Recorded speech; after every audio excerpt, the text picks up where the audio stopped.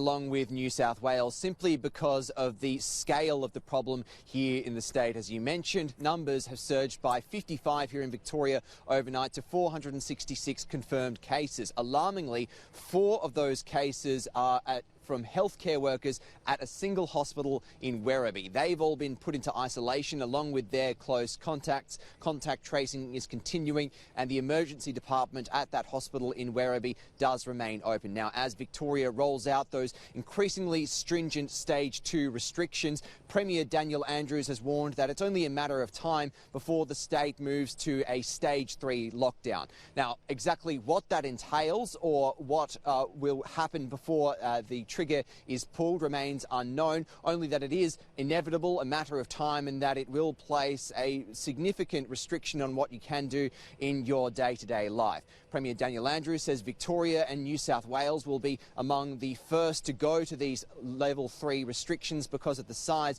of the problem. He says here in Victoria it's likely that the lockdown, the restrictions will be uniform across the state, not different rules for Melbourne metro and regional areas, and that they will last for a long time, well beyond Easter. Take a look. There will be a stage 3.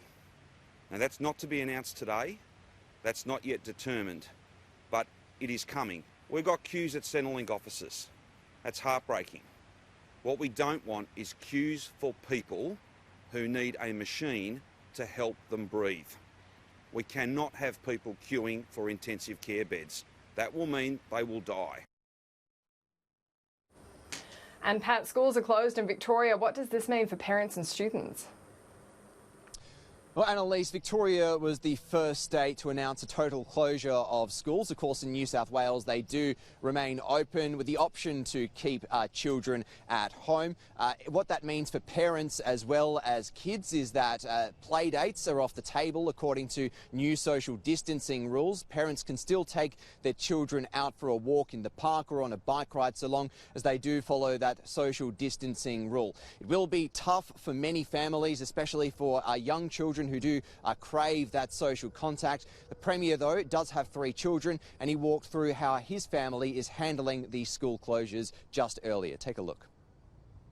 Noah is not going to see friends to study Year 12 subjects using this 3-week break to try and get ahead of his studies. He's not doing that physically. They're on the phone. Grace is not going to Chadstone. She's not. She's not going to sleepovers. She's not visiting friends. She's not going to work either because her part-time job is at a kids' play zone, which is closed. Finally, Joseph, kid lives on a skateboard, loves skateboarding. He's not going to the skate park. My family's doing it, and I need your family to do it too. Now, the Vic Emergency app here in Victoria is being utilised to give the latest information to Victorians on the COVID-19 pandemic. The government is also looking at repurposing its text alert system, most recently used in the bushfires in East Gippsland, to also give more localised advice to people. That is in the final stages of being rolled out at the moment, Annalise.